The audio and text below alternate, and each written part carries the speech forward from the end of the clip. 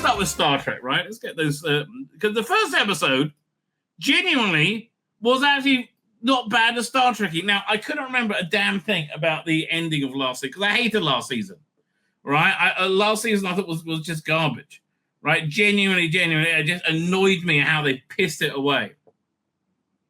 Specifically, I'm stopping to explain it because I'm bad, because I'm going to be doing cutting this out, making video of it. Here, 1 second. Right. Specifically, what I hated about it is they just got the balance of men and women completely off. Right. It was a chick show. Right. I'm sorry, Star Trek isn't a show about all generally for chicks. It's a show that chicks can like, or they'll watch with their boyfriend. But it's not a chick show. You know, Bridgerton is a chick show, right? You've got to be able to be able to tell the difference. Not Zadok, no. I think that was one of the suggestions. Anyway, they killed off the best character, which was the engineer. They introduced Carol Kane as a new engineer, and they beefed up all the female roles, and it was just like, just leave me alone. And the stories weren't very good. So they were setting up the Gorn as the big bad, and they killed a bunch of people. And it's a desperate situation. Oh, yeah, it's a big desperate situation. They've kidnapped a bunch of people from a planet which the Enterprise crew was on. They meet young Scotty and barely make it out with their life. The Pike's girlfriend gets infected with Gorn babies, spawn or something, so she's going to explode with Gorn. And they've... made the political move to partition off Gorn space, and it's just going to kick off into a big war, essentially, right? And now the conclusion. So they I don't know. There's just a bunch of kind of shooting pew pew pew at the beginning, but actually it was actually quite good, right? Deflector array spectrum initializing. And that's the other thing. Okay. This is my review. This is why I don't pick up on all the details. But they finally got Lieutenant Lesbian, Lieutenant Latinx lesbian off the off the con, right? And they replaced it with another fucking chick. I mean, me, are there no blokes on this whole fucking spaceship? Right, Mitchell report. And their shields are being drained and they're up shit creek, and they got to think of something. And then did they just smash into the Gorn ship before warping out? Maybe. I don't know. All I remember is saying, by the time I got to the end of this episode, I went, that was okay. I came in antagonistic, and I left saying, I have to say that was a fair hour of TV, a fair 47 minutes. It entertained me. Right, but man, I do like these titles, the aesthetic. Anyway, so there's a new an Armada shows up. You get some good Chapel stuff trying to cure Captain Patel, I think, of her Gorn baby thing. And generally speaking, here's the thing: when they lean into Jess Bush being feminine and somewhat girly, it always really works, right? When they lean into her being an action hero, it never works, which is what they did last year. So they're putting her into stasis where they try and work out what to do. And they explain the political situation, that there's a new demarcation line, and they've kidnapped a bunch of people from the service of this Federation colony, including half the Enterprise crew. Meanwhile, Scotty and Carol Kane, which weirdly works very well together, right? Carol Kane's like nails on chalkboard, right? But them working together, I find quite entertaining, right? And again, the addition of masculinity. Sorry, Archgon says, what's that? Gorn spores? Weren't they reptilian, not plant? This is by people who did Sonar in Space. Stop. It's not like when we watched Star Trek, it was made by people who had a vague interest in science, right? And that was really you got to have an understanding of science. And when you got Star Trek Next Generation, They actually had a good understanding of both science and temporal science, right? It was really quite impressive, right? There is no one that, like, how they travel back in time now. They use time crystals. They don't slingshot around the sun to go at incredible speeds to go back in time. No, they use time crystals. That's the mentality, right? It's much dumber now because it's written by much dumber people. Bottom line. So they're trying to make a thing that's going to cloak the Enterprise. So Scotty made this thing that can cloak his shuttle and make it appear to the Gorn like it's a Gorn, right? But he's having trouble working out how to do it for a whole starship. And again, there's a good little moment where Carol Kane says, don't worry, Captain, we'll work it out. We'll have it online in 2 hours or something like that. That was good. I feel that was like Scotty actually learning something outside of the mechanics of being an engineer, or like the politics of the job, which like paid off to his future appearances, right? I think that stuff really, I think, worked well. Meanwhile, so these are the people who've been kidnapped, and they're in these husks.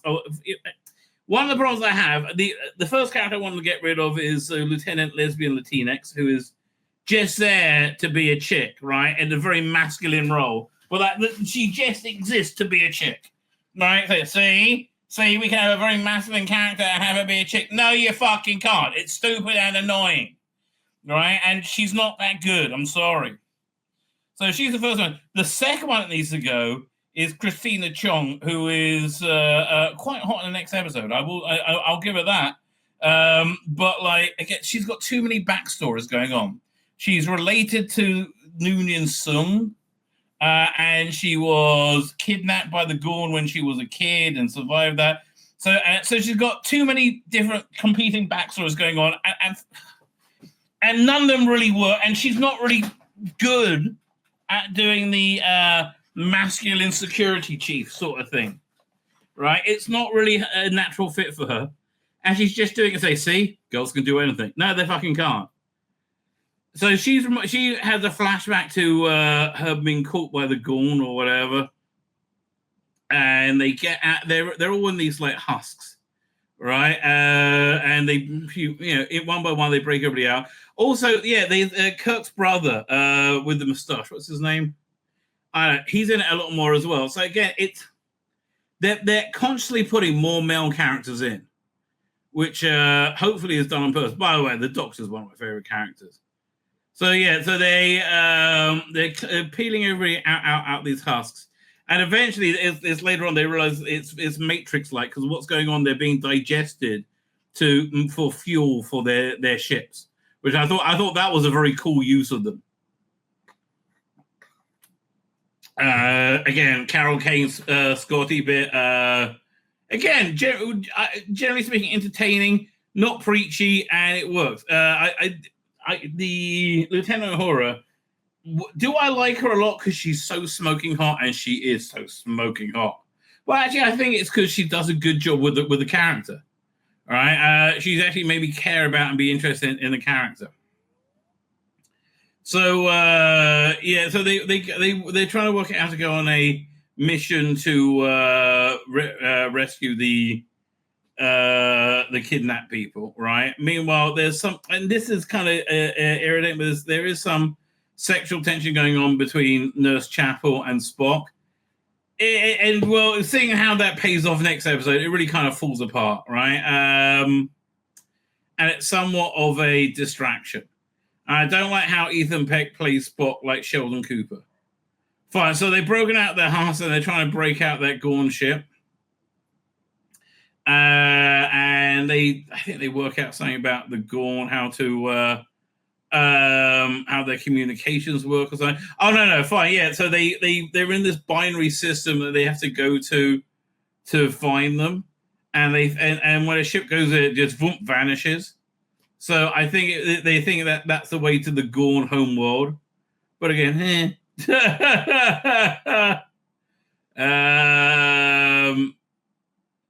and eventually, after a little bit of padding, they go through. At the same time, they do deal with the subplot of the Gorn spores or whatever spawn for the get him out of whatever Captain Patel, Pike's girlfriend. They're trying to break out of the Gorn ship, and eventually they do, right? But so this really annoys me. Lieutenant Lesbian Latinx, right? Or Latinx Lesbian, I'm terribly sorry.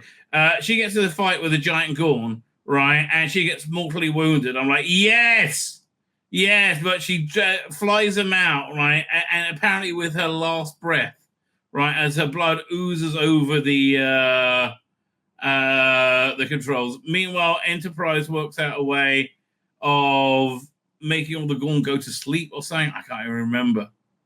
No, that's how they dealt with the Borg. But some kind of like communication thing they did, so they weren't able to communicate. And you go, oh, you're gonna make a Lieutenant Lesbian Latinx? No, it was fun. You see all the blood pouring out, like yes, go.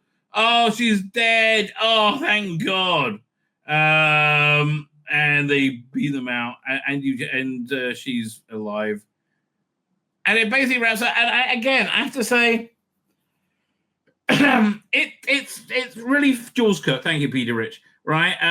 Who was not in Starfleet? I don't know. But like it was a genuinely entertaining 46 minutes of Star Trek. It felt as much Star Trek as Best of Both Worlds Part 2 or any of those big, double episodes they did on TNG. But it didn't seem to be trying to ape cinematic Star Trek. So that one I thought was like, okay, they delivered. Right? They delivered. I'm quite impressed at this point. And I said, next episode is a standalone one. Maybe they'll pull it out. Who knows? Let's have a look. Don't hold your breath. Don't hold your breath. Sadly, right? So you get the Star Trek logo at the front. And flashback is proven on Star Trek. Lieutenant Lesbian's gonna die, and again she doesn't. It's very annoying. So so they set up the this thing with Spock and Chapel. Chapel's gonna go on researching for 3 months, and she doesn't want to think about a relationship till then. When she gets back, and Spock walks away. I don't know. The doc says something. So now it's been about 3 months, and they're getting repaired from the Gorn attack. And again, I'm a big sucker for this aesthetic. This aesthetic wins me over really easily. I love the classic nacelles. I love the post-Enterprise, TOS look. All that stuff really, interpreted in a modern way. All that stuff really, really works for me. So Spock is, again, and Ethan Peck gets it as a shirt off for a lot of this episode. Looking quite good. He must have been working out. So he's very excited that Nurse Chapel's coming back after being away for 3 months. Archibald said, and the acolyte showed us that even a torso traumatizing wound can be reduced by a few scratches of fallopian tubes. That's exactly what happens. You'll find out in a minute. So Archie Collins, yes, you're absolutely right. Where are we up to? So he's all excited that Chapel's coming back, and they can explore their relationship, having blown off to Paul really annoyingly. Because honestly, was it the first episode or the first season where they had Spock and T'Pol together, and you had their relationship, and it was kind of reminiscent of, if you've seen Mad Men, what's the character's name? Pete and Mad Men characters. Hang on. Mad Men cast. We'll say that. Doink. Vincent. So who did he play? Pete Campbell. Pete Campbell and his wife. Right. It's a kind of similar dynamic of that, and I really enjoyed the how does Pomfar work in reality? Right? How do you have relationships if you're only horny once every 7 years? And and they did ask that, but I would have liked to have seen more of it, right? But no. So Spock's got this great book, and he's deciding what uniform he's going to put on to greet her. He's being trained in dancing by Christina Chong, the security. So now she's a dancer as well. a ballerina, as well as being related to Khan and has the backstory with the Gorn. But man, smoking body, looking very hot, right? I cannot argue it. And clearly, she has a dancing background, right? So she's trying to teach Spock how to dance, and he's too stiff. Anyway, they go and they to welcome aboard Nurse Chapel, and she's there and she's fully dressed as well. And she's there to do a job because she's bringing a guest on board, and the guest is essentially her boyfriend, or soon, boyfriend. And again, this is actually quite good because it helps with the male-female balance of the crew. Now, here's the problem: this is the core and the essence of this episode, right? Which is a love triangle, a uncomfortable love triangle, between Spock, Chapel, and this bloke who is Irish, right? If you want to do sexy bloke, it's got to be Irish, right? And it has no place in Star Trek at all. This is a side plot at the absolute most, right? If that. So apparently, Chapel didn't tell Spock that she had ditched him and hooked up with this other guy because she's a cunt, apparently. They haven't spoken for 3 months, right? So again, this is the core of the episode, and this is why this episode fails completely. The secondary plot should have been the primary one, and it would have been far, far, far superior. Had they just cut this nonsense out. But here, this is the thing that the writers wanted to write. Very obviously, right? They wanted to write this romantic comedy, right? It wasn't really it wasn't right. It's more, again, it's friends with cosmic imps, with cosmic mischief. Hey, what's it? The Star Trek Strange New Worlds episode guide. Let's see who wrote this episode guide.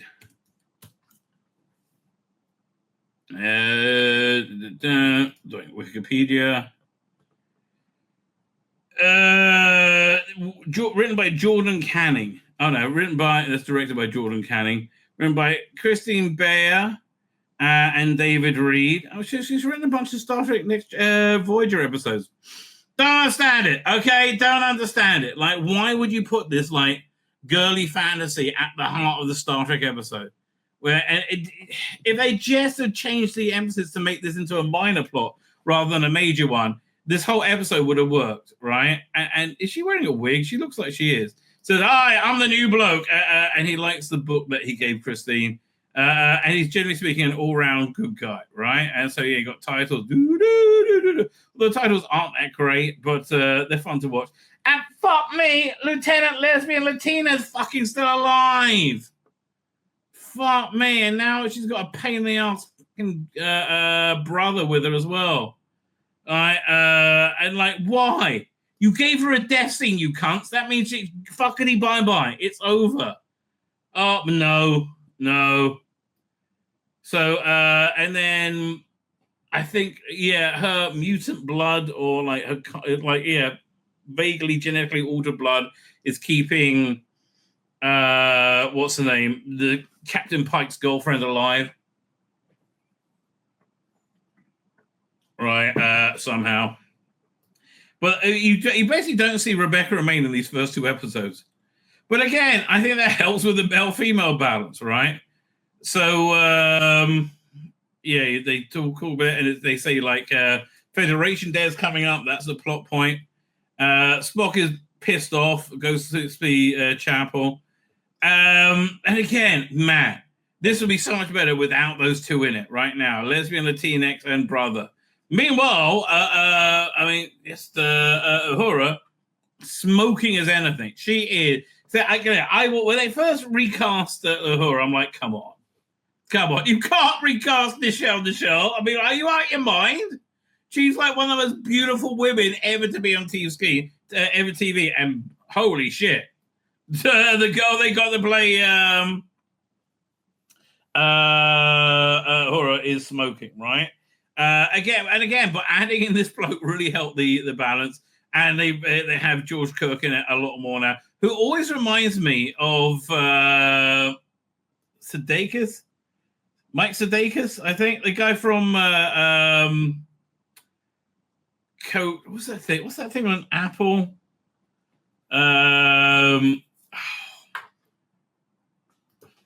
Steve Sudeikis, maybe is that him? Hang on, yeah. What's the name of the show he's known for? And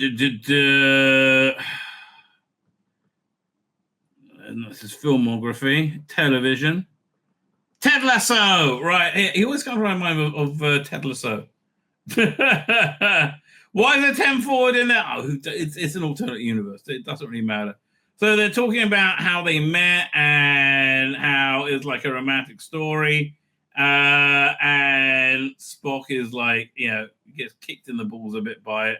And she gave him this like special bracelet, and they fell in love, and Spock leaves and is pissed off. And then a guy pops up who is obviously Trelane. You can tell right the first moment you see him. He's supposed to be Trelane, or the same species as Trelane. And he's a bartender. And he says, he's going to give Spock his wish, right? Or something along this line. Spock goes to bed and then wakes up, and everything is different. He's waking up, he's smitten, he's with Christine, and it's their wedding day, right? And again, if you take out that love triangle, and it's a stronger episode. It really is a stronger episode. Right, you can have Spock saying, "I find it curious, the way humans mate." Right. So they're preparing for that. Oh, Spock. By the way, Spock dances to Wham at later. So hold on to your hat. Right. So Christina Chong is teaching him how to have the opening dance, and now he can dance really well. Right. And again, she looks smoking. Good for her. And then they the Trelane guy again. He's so obviously meant to be Trelane, right? Is the wedding coordinator, and so he's ordering around. And the boyfriend shows up, and he says, "Oh, you just stand way over there, right?" He changed reality, and the boyfriend knows that something's up, right? And so, so that was the plant that her flowers her mother had held during a wedding that was supposed to be kept in stasis, and they're all dead, right? She's, oh no, and then Trelane brings them back to life, and everybody's happy again, right? Meanwhile, the boyfriend sneaks into Spock's room, try and work out what's going on, and he says, "Spock, this is all wrong." He knows that reality has shifted. He said, "Look, she's dating me. He broke it. She didn't not. She came on the 3-month thing with me, and didn't stay here with you." And she's like, and so then Spock smacks him, and weirdly they wake up in bed together. He smacks him. Hang on, can I get the scene? Yeah, they wake. They're both leaving, and he's like, when he wakes up, says, "I apologize. Now I see that you're right. Reality has shifted, and now they're allies." And again, I think they are consciously focusing on Trelane basically a proto Q. No, more of a Q, right? They're constantly focusing on having a more masculine balance, and that's the only way of describing it. Right, so they come and confront Trelane, and they can't really convince anybody else. Oh yeah, so this shows you one of the biggest problems with the show. They invite Spock for his because Spock's about to get married. If I didn't already say, they invite Spock for his not hen do, his stag night, and they get all the men from the ship. There's 4 of them there. There's literally 4. They can only find they can't fill out the room.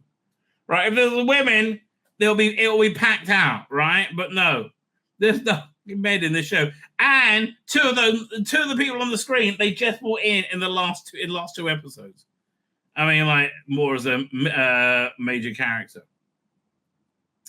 So, again, the whole, like, dealing with reality being altered thing, that's Star Trek-y. That works, right? The love triangle really just falls flat. And then I think he's forcing people to... they catch him, they force people. What is up with Uhura's hair, though? And why does she dress like that? And so they're trying to work out how to deal with this. Right? She looks fantastic as she walks down the aisle.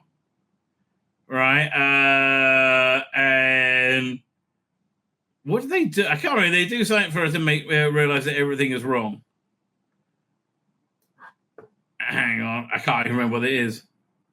She realizes that her bracelet's not there, he gave, and the illusion falls apart. And Trelane's like, fine, I'm going to kill you all.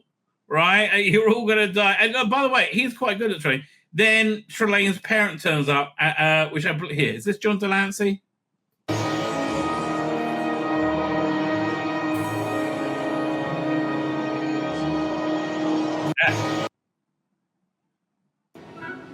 Yes, that does make perfect sense. Oi, now free the rest of them. Okay. All right, yeah, that was John Delancey. Right, and they float off. And then they have a Federation Day party instead, which is what they were always planning on doing. And then they give her a little bit of a subplot. Lieutenant Lesbian Latinx keeps seeing Gorn, and she's got all these PTSD. Just get rid of her.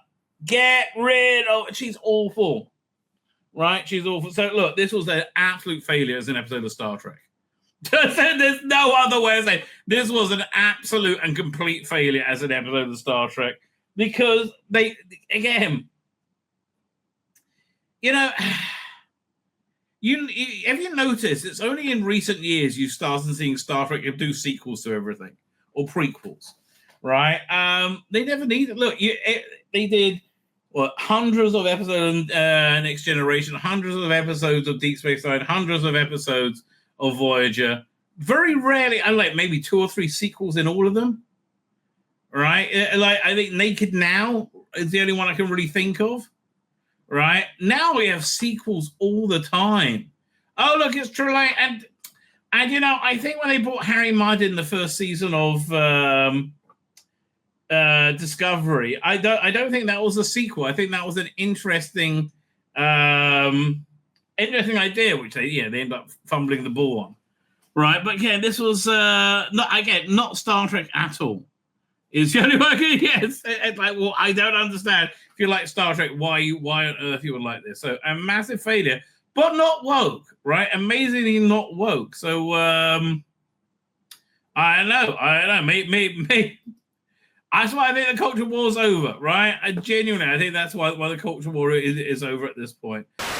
My name's Tzvi Lebetkin, the Rabbi from another planet. Please like, share, and subscribe, and ring that little bell. Ring the little bell so you're notified when new videos drop.